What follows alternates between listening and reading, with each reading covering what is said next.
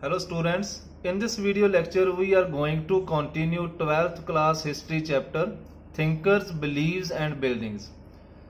Theme is 4th and today we are going to continue this chapter from page number 99 and your 9th point we are going to continue sculptures.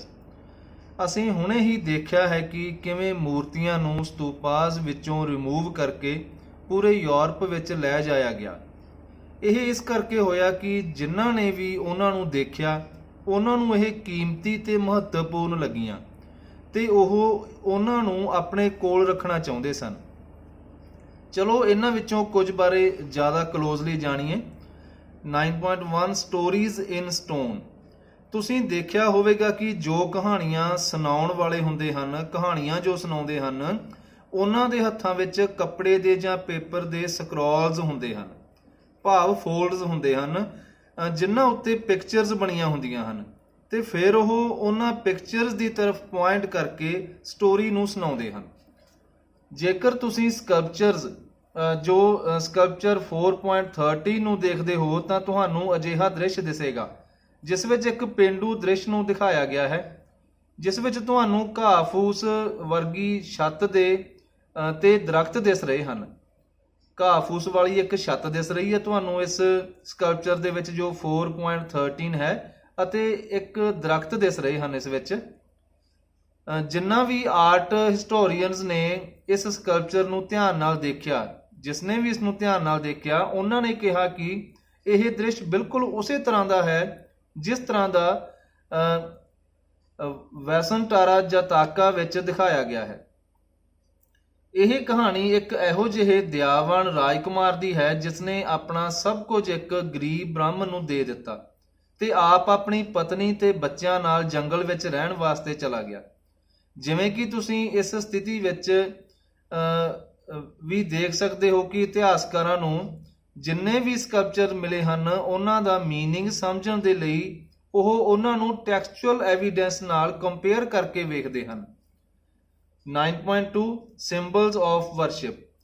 Art historians ਦੇ ਲਈ ਸਭ ਤੋਂ ਜੋ ਪਹਿਲਾ ਬੁੱਧਾ ਦੀ ਜੋ ਹੈਗਿਓਗ੍ਰਾਫੀ ਸਨ ਉਹਨਾਂ ਨੂੰ ਸਮਝਣਾ ਬਹੁਤ ਜ਼ਰੂਰੀ ਸੀ ਤਾਂ ਕਿ ਉਹ ਬੁੱਧਾ ਦੇ ਸਕਲਪਚਰ ਨੂੰ ਸਮਝ ਸਕਣ। ਹੈਗਿਓਗ੍ਰਾਫੀ ਦੇ ਅਨੁਸਾਰ ਬੁੱਧ ਨੂੰ ਗਿਆਨ ਦੀ ਪ੍ਰਾਪਤੀ ਉਦੋਂ ਹੋਈ ਜਦ ਉਹ ਇੱਕ ਦਰਖਤ ਦੇ ਹੇਠਾਂ ਬੈਠ ਕੇ ਮੈਡੀਟੇਸ਼ਨ ਕਰ ਰਹੇ ਸੀ। ਪਹਿਲਾਂ ਦੀਆਂ ਜੋ ਬਹੁਤ ਸਾਰੀਆਂ ਮੂਰਤੀਆਂ ਹਨ ਉਹਨਾਂ ਵਿੱਚ ਬੁੱਧ ਨੂੰ ਇੱਕ ਹਿਊਮਨ ਫਾਰਮ ਵਿੱਚ ਨਹੀਂ ਦਰਸਾਇਆ ਗਿਆ, ਬਲਕਿ ਉਹਨਾਂ ਦੀ ਪ੍ਰੈਜ਼ੈਂਸ ਸਿੰਬਲਸ ਦੇ ਦੁਆਰਾ ਦਰਸਾਈ ਗਈ ਹੈ।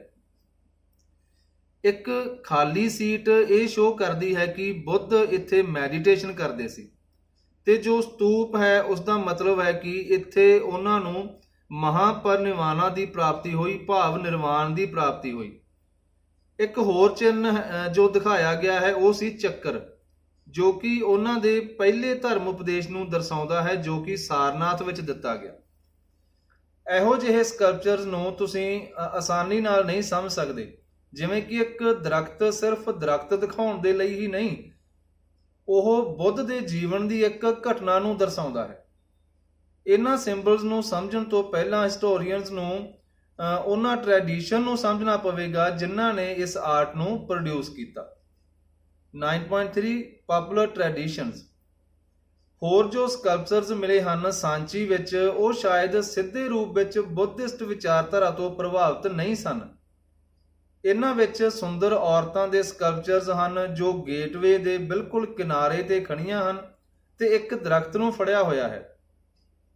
ਜਿਵੇਂ ਤੁਹਾਨੂੰ ਇੱਥੇ ਪਿਕਚਰ ਦੇ ਵਿੱਚ ਇੱਕ ਔਰਤ ਦਿਖ ਰਹੀ ਹੈ ਜਿਸ ਨੇ ਇੱਕ ਦਰਖਤ ਨੂੰ ਫੜਿਆ ਹੋਇਆ ਹੈ, ਗੇਟਵੇ ਦੇ ਬਿਲਕੁਲ ਵਿਚਕਾਰ ਉਹ ਖੜੀ ਹੈ। ਸ਼ੁਰੂ ਵਿੱਚ ਸਕਾਲਰਸ ਇਸ ਇਮੇਜ ਨੂੰ ਦੇਖ ਕੇ ਹੈਰਾਨ ਸਨ ਕਿ ਇਸ ਦਾ ਸੰਨਿਆਸ ਨਾਲ ਬਹੁਤ ਘੱਟ ਸੰਬੰਧ ਲੱਗ ਰਿਹਾ ਸੀ। ਜਦ ਬਾਅਦ ਵਿੱਚ ਉਹਨਾਂ ਨੇ ਹੋਰ ਲਿਟਰੇਰੀ ਟ੍ਰੈਡੀਸ਼ਨ ਨੂੰ ਐਗਜ਼ਾਮਿਨ ਕੀਤਾ ਤਾਂ ਉਹਨਾਂ ਨੇ ਰਿਅਲਾਈਜ਼ ਕੀਤਾ ਕਿ ਇਹ ਸੰਸਕ੍ਰਿਤ ਵਿੱਚ ਜੋ ਸ਼ਾਲਾ ਬੰਜਿਕਾ ਡਿਸਕ੍ਰਾਈਬ ਕੀਤਾ ਗਿਆ ਹੈ ਉਸ ਦਾ ਰੀਪ੍ਰੈਜ਼ੈਂਟੇਸ਼ਨ ਹੀ ਹੈ।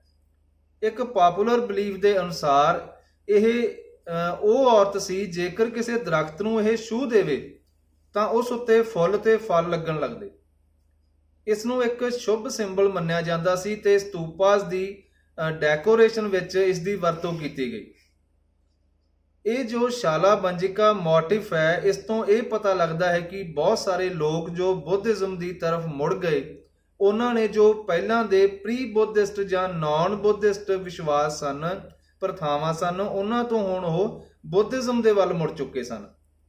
ਹੋਰ ਵੀ ਕੁਝ ਅਜਿਹੇ ਮੋਟਿਵਸ ਮਿਲੇ ਹਨ ਜੋ ਸਾਂਚੀ ਦੇ ਸਕਲਪਚਰ ਦੇ ਵਿੱਚ ਮਿਲੇ, ਜੋ ਇਹਨਾਂ ਟ੍ਰੈਡੀਸ਼ਨ ਵਿੱਚੋਂ ਨਿਕਲੇ ਹਨ।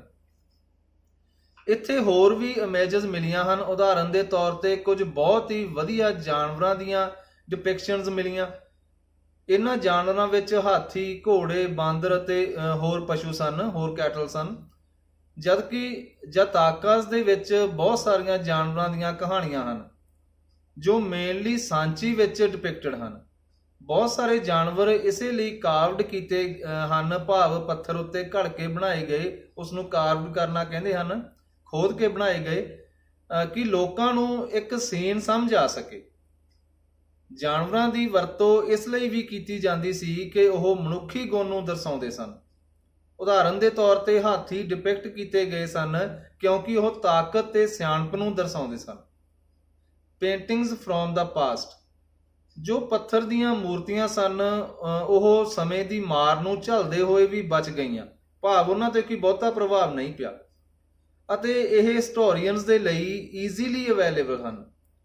ਜਦਕਿ ਬਾਕੀ ਹੋਰ ਵਿਜ਼ੂਅਲ ਸਾਧਨ ਸਨ, ਜਿਵੇਂ ਕਿ ਪੇਂਟਿੰਗ ਸੀ, ਉਹਨਾਂ ਦੀ ਵਰਤੋਂ ਵੀ ਪਹਿਲਾਂ ਕੀਤੀ ਜਾਂਦੀ ਸੀ।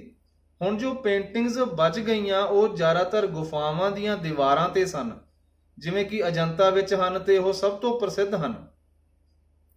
ਜੋ ਪੇਂਟਿੰਗਸ ਅਜੰਤਾ ਵਿੱਚ ਹਨ, ਇਹ ਜਾਤਾਕਾਸ ਦੀਆਂ ਸਟੋਰੀਜ਼ ਨੂੰ ਦਰਸਾਉਂਦੀਆਂ ਹਨ। ਇਹਨਾਂ ਵਿੱਚ ਜਿਵੇਂ ਕਿ ਪਿੰਡਾਂ ਦਾ ਜੀਵਨ ਕਿਹੋ ਜਿਹਾ ਸੀ, ਕਿਵੇਂ ਉੱਥੇ ਜਲੂਸ ਵਗੈਰਾ, ਪ੍ਰੋਸੈਸ਼ਨ ਵਗੈਰਾ ਕੱਢੇ ਜਾਂਦੇ, ਆਦਮੀ ਤੇ ਔਰਤਾਂ ਕੰਮ ਕਰਦੇ ਹੋਏ ਦਿਖਾਏ ਗਏ ਹਨ, ਤੇ ਫੈਸਟੀਵਲਸ ਦੀਆਂ ਤਸਵੀਰਾਂ ਵੀ ਹਨ। ਕਲਾਕਾਰ ਸ਼ੇਡਿੰਗ ਦੀ ਤਕਨੀਕ ਯੂਜ਼ ਕਰਦੇ ਸਨ ਤਾਂ ਕਿ ਪੇਂਟਿੰਗ 3 ਡਿਮੈਂਸ਼ਨਲ ਲੱਗੇ, ਤੇ ਕੁਝ ਪੇਂਟਿੰਗਸ ਤਾਂ ਬਹੁਤ ਜ਼ਿਆਦਾ ਨੈਚੁਰਲ ਲੱਗਦੀਆਂ ਹਨ। ਇੱਕ ਹੋਰ ਮੋਟਿਵ ਹੈ ਜਿਸ ਵਿੱਚ ਇੱਕ ਔਰਤ ਕਮਲ ਦੇ ਫੁੱਲਾਂ ਤੇ ਹਾਥੀਆਂ ਦੇ ਵਿੱਚ ਘਿਰੀ ਹੋਈ ਹੈ, ਤੇ ਇਹ ਦਿਖਾਇਆ ਗਿਆ ਹੈ ਕਿ ਉਹ ਉਸ ਉੱਤੇ ਪਾਣੀ ਪਾ ਰਹੇ ਹਨ ਤੇ ਉਸ ਦਾ ਅਭਿਸ਼ੇਕ ਕਰ ਰਹੇ ਹਨ। ਕੁਝ ਹਿਸਟੋਰੀਅਨ ਕਹਿ ਰਹੇ ਹਨ ਕਿ ਇਹ ਮਾਇਆ ਦੀ ਮੂਰਤੀ ਹੈ ਜੋ ਕਿ ਬੁੱਧ ਦੀ ਮਦਰ ਸੀ, ਜਦਕਿ ਹੋਰ ਇਹ ਵੀ ਕਹਿ ਰਹੇ ਹਨ ਕਿ ਇਹ ਮੂਰਤੀ ਪਪੂਲਰ ਗੋਡੈਸ ਗਜ ਲక్ష్ਮੀ ਦੀ ਹੈ, ਜੋ ਕਿ ਕਿਸਮਤ ਦੀ ਦੇਵੀ ਮੰਨੀ ਜਾਂਦੀ ਹੈ, ਤੇ ਇਸ ਦਾ ਸੰਬੰਧ ਹਾਥੀਆਂ ਨਾਲ ਹੈ। ਤੇ ਇਹ ਵੀ ਸੰਭਵ ਹੈ ਕਿ ਜਿੰਨਾ ਵੀ ਡਿਵੋਟੀਜ਼ ਨੇ ਇਹਨਾਂ ਸਕਲਪਚਰ ਨੂੰ ਦੇਖਿਆ, ਉਹਨਾਂ ਨੇ ਦੋਵੇਂ ਰੂਪਾਂ ਵਿੱਚ ਹੀ ਇਹਨਾਂ ਨੂੰ ਆਇਡੈਂਟੀਫਾਈ ਕੀਤਾ, ਮਾਇਆ ਦੇ ਤੌਰ ਤੇ ਵੀ ਤੇ ਗਜ ਲక్ష్ਮੀ ਦੇ ਤੌਰ ਤੇ ਵੀ। ਬਹੁਤ ਸਾਰੇ ਪਿਲਰਸ ਉੱਤੇ ਸਾਨੂੰ ਸਰਪੈਂਟ ਵੀ ਮਿਲਿਆ ਹੈ। ਸਰਪੈਂਟ ਭਾਵ ਸੱਪ। ਇਹ ਮੋਟਿਫ ਪਪੂਲਰ ਟ੍ਰੈਡੀਸ਼ਨ ਤੋਂ ਲਿਆ ਗਿਆ ਲੱਗਦਾ ਹੈ, ਜੋ ਟ੍ਰੈਡੀਸ਼ਨ ਸਾਨੂੰ ਰਿਕਾਰਡਡ ਟੈਕਸਟਸ ਵਿੱਚ ਨਹੀਂ ਮਿਲਦੇ, ਜੋ ਸ਼ੁਰੂਆਤ ਦੇ ਮਾਡਰਨ ਆਰਟ ਹਿਸਟੋਰੀਅਨਸ ਵਿੱਚੋਂ ਸਨ।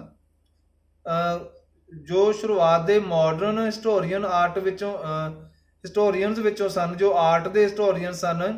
ਜੇਮਸ ਫਰਗੂਸਨ ਉਹਨਾਂ ਦਾ ਨਾਮ ਸੀ। ਉਹਨਾਂ ਨੇ ਮੰਨਿਆ ਕਿ ਸਾਂਚੀ ਟਰੀ ਅਤੇ ਸਰਪੈਂਟ ਦੀ ਵਰਸ਼ਿਪ ਦਾ ਕੇਂਦਰ ਰਿਹਾ ਸੀ। ਉਹਨਾਂ ਨੂੰ ਬੁੱਧਿਸਟ ਲਿਟਰੇਚਰ ਦੀ ਜ਼ਿਆਦਾ ਜਾਣਕਾਰੀ ਨਹੀਂ ਸੀ, ਇਸੇ ਲਈ ਉਹਨਾਂ ਵਿੱਚੋਂ ਬਹੁਤਾ ਹਾਲੇ ਟਰਾਂਸਲੇਟ ਨਹੀਂ ਕੀਤਾ ਗਿਆ। ਜੋ ਬੁੱਧਿਸਟ ਲਿਟਰੇਚਰ ਸੀ ਉਸ ਦੀ ਇਹਨਾਂ ਨੂੰ ਜਾਣਕਾਰੀ ਨਹੀਂ ਸੀ, ਜੇਮਸ ਫਰਗੂਸਨ ਨੂੰ, ਤੇ ਇਸ ਲਈ ਜੋ ਬੁੱਧਿਸਟ ਲਿਟਰੇਚਰ ਸੀ ਉਸ ਨੂੰ ਬਹੁਤਾ ਟਰਾਂਸਲੇਟ ਨਹੀਂ ਕੀਤਾ ਗਿਆ। ਉਹਨਾਂ ਨੇ ਆਪਣੇ ਆਪ ਜੋ ਇਮੇਜਸ ਦੀ ਸਟੱਡੀ ਕੀਤੀ, ਉਹਨਾਂ ਦੇ ਆਧਾਰ ਤੇ ਉਹਨਾਂ ਨੇ ਇਹ ਸਿੱਟਾ ਕੱਢਿਆ। 10th point, new religious traditions. The development of Mahayana Buddhism. 1st century CE ਤੱਕ ਆਉਂਦੇ CE ਕਾਮਨ era, ਯਾਨੀ ਕਿ 1st century ਕਾਮਨ era ਜੋ ਸੀ, ਉੱਥੋਂ ਤੱਕ ਆਉਂਦੇ ਕਈ ਇਹੋ ਜਿਹੇ ਸਬੂਤ ਮਿਲੇ ਜਿਨ੍ਹਾਂ ਤੋਂ ਪਤਾ ਲੱਗਦਾ ਹੈ ਕਿ ਬੁੱਧਿਸਟ ਆਈਡੀਆਜ਼ ਤੇ ਪ੍ਰੈਕਟਿਸ ਵਿੱਚ ਬਦਲਾਅ ਆ ਰਹੇ ਸਨ। ਸ਼ੁਰੂਆਤ ਵਿੱਚ ਬੁੱਧ ਧਰਮ ਦੀਆਂ ਸਿੱਖਿਆਵਾਂ ਨਿਵਾਣਾ ਭਾਵ ਮੁਕਤੀ ਪ੍ਰਾਪਤ ਕਰਨ ਲਈ ਮਨੁੱਖ ਦੇ ਆਪਣੇ ਯਤਨਾਂ ਉੱਤੇ ਜ਼ੋਰ ਦਿੰਦੀਆਂ ਸਨ। ਇਸ ਤੋਂ ਇਲਾਵਾ ਬੁੱਧ ਵੀ ਇੱਕ ਹਿਊਮਨ ਬੀਇੰਗ ਮੰਨੇ ਜਾਂਦੇ ਸੀ ਜਿਨ੍ਹਾਂ ਨੇ ਗਿਆਨ ਤੇ ਮੁਕਤੀ ਆਪਣੇ ਯਤਨਾਂ ਨਾਲ ਪ੍ਰਾਪਤ ਕੀਤੀ। ਫਿਰ ਵੀ ਹੌਲੀ-ਹੌਲੀ ਇੱਕ ਸੇਵੀਅਰ ਭਾਵ ਇੱਕ ਰਕਸ਼ਕ ਦਾ ਆਈਡੀਆ ਉੱਭਰਨ ਲੱਗਿਆ, ਬਚਾਉਣ ਵਾਲਾ ਰਕਸ਼ਕ। ਇਹ ਮੰਨਿਆ ਜਾਣ ਲੱਗਿਆ ਕਿ ਬੁੱਧ ਉਹ ਸਨ ਜਿਨ੍ਹਾਂ ਦੀ ਮਦਦ ਨਾਲ ਸੈਲਵੇਸ਼ਨ ਭਾਵ ਮੁਕਤੀ ਮਿਲ ਸਕਦੀ ਸੀ। ਹੌਲੀ-ਹੌਲੀ ਬੁੱਧਿਸਟਾਸ ਦਾ ਕਨਸੈਪਟ ਵੀ ਡਿਵੈਲਪ ਹੋਣ ਲੱਗਿਆ। ਬੁੱਧਿਸਟਾ ਬਹੁਤ ਹੀ ਕੰਪੈਸ਼ਨੇਟ ਭਾਵ ਬਹੁਤ ਹੀ ਪਿਆਰ ਕਰਨ ਵਾਲੇ ਲੋਕ ਮੰਨੇ ਜਾਂਦੇ ਸਨ, ਜਿਨ੍ਹਾਂ ਨੇ ਇੰਨੀ ਚੰਗਿਆਈ ਆਪਣੇ ਯਤਨਾਂ ਕਰਕੇ ਪ੍ਰਾਪਤ ਕੀਤੀ ਹੈ।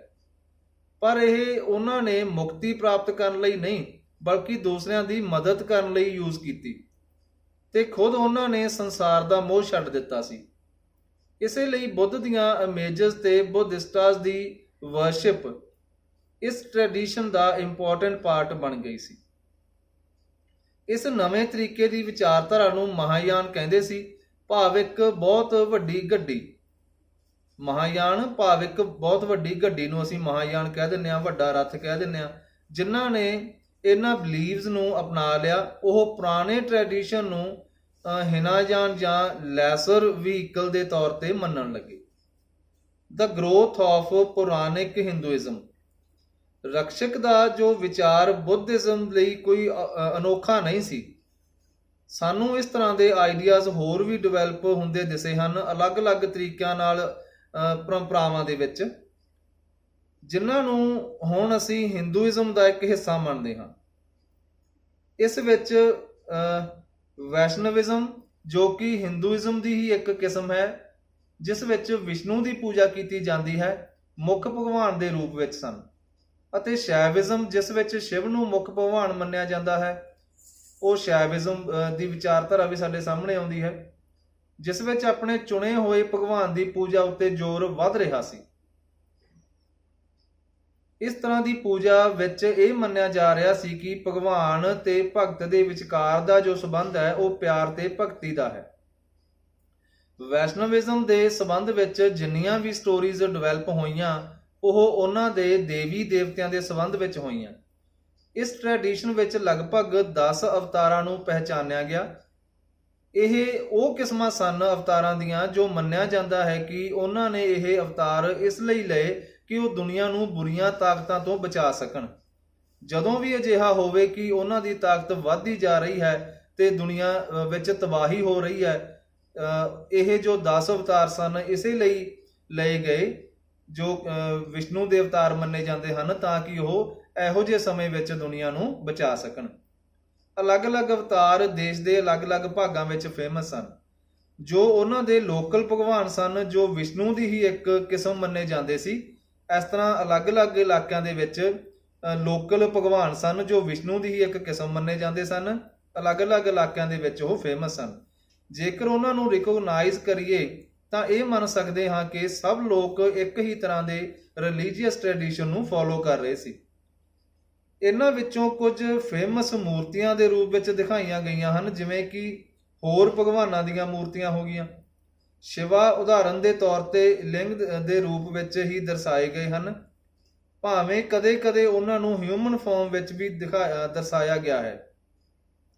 ਇਹ ਸਾਰੀਆਂ ਰੀਪ੍ਰੈਜ਼ੈਂਟੇਸ਼ਨ ਭਾਵ ਜੋ ਮੂਰਤੀਆਂ ਵਗੈਰਾ ਹਨ ਦੇਵਤਿਆਂ ਬਾਰੇ ਅਲੱਗ-ਅਲੱਗ ਵਿਚਾਰ ਦਿੰਦੀਆਂ ਹਨ ਅਤੇ ਉਹਨਾਂ ਦੇ ਪਹਿਰਾਵੇ ਬਾਰੇ ਵੀ ਪਤਾ ਲੱਗਦਾ ਹੈ, ਜਿਵੇਂ ਕਿ ਉਹਨਾਂ ਦੇ ਸਿਰ ਉੱਤੇ ਕੀ ਪਹਿਨਿਆ ਹੋਇਆ ਹੈ, ਦੇਵਤਿਆਂ ਨੇ ਗਹਿਣੇ ਕਿਹੋ ਜਿਹੇ ਪਹਿਨੇ ਹੋਏ ਹਨ ਤੇ ਮਹੱਤਵਪੂਰਨ ਹਥਿਆਰ ਤੇ ਹੋਰ ਚੀਜ਼ਾਂ ਕੀ ਹੱਥ ਵਿੱਚ ਫੜੀਆਂ ਹੋਈਆਂ ਹਨ ਤੇ ਉਹ ਕਿਵੇਂ ਬੈਠੇ ਹੋਏ ਹਨ।